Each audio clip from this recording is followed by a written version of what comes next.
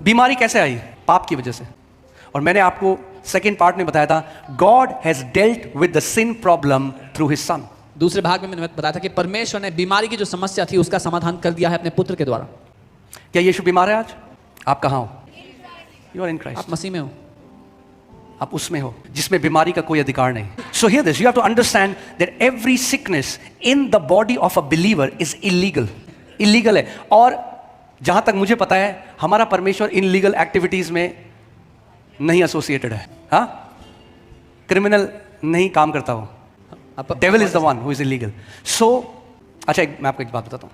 अगर एक व्यक्ति है जिसको 1 करोड़ रुपए बैंक, उसने घर बनाने के लिए होम लोन लिया, 1 करोड़ रुपए लिए बैंक से, अब बैंक को नहीं दे पाया 1 करोड़। सो गुंडे आ रहे हैं उसके घर में, बैंक वाले गुंडे भेज रहे हैं, उनको गालियां दे रहे हैं, उनको मार रहे हैं। फिर एक दूसरा व्यक्ति आया, उसका एक दोस्त आया और उसने कहा मैं तेरी जगह ये 1 करोड़ दे देता हूं। उसने 1 करोड़ दे दिया।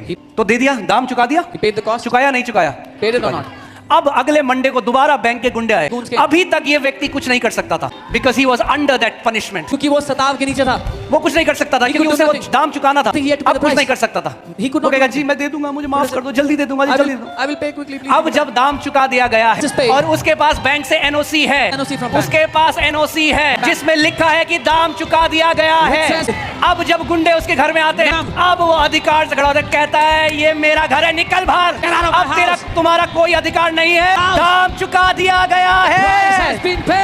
हर एक बीमारी का दाम चुका दिया गया है। Now you will have to take your rightful place, क्योंकि अब जो कलेक्शन एजेंट्स आए हैं वो इलीगल काम कर रहे हैं। अब ये व्यक्ति अधिकार में खड़ा हो सकता है, क्योंकि उसके पास पेपर है, क्योंकि उसके पास कुछ है जिसमें लिखा है। हमारे पास कुछ है जिसमें लिखा है। मैंने कहा हमारे पास कुछ है जिसमें लिखा है कि उसके कोड़े खाने से हम चंगे हो चुके हैं। आमीन। That means now it's not about what you do. अब वो व्यक्ति कहेगा, वो बैंक वाला कहेगा तू कैसे इस घर का मालिक, तूने तो दिया ही नहीं पेमेंट। वो कहता हाँ मैंने नहीं दिया, मगर उसने मेरे लिए दिया।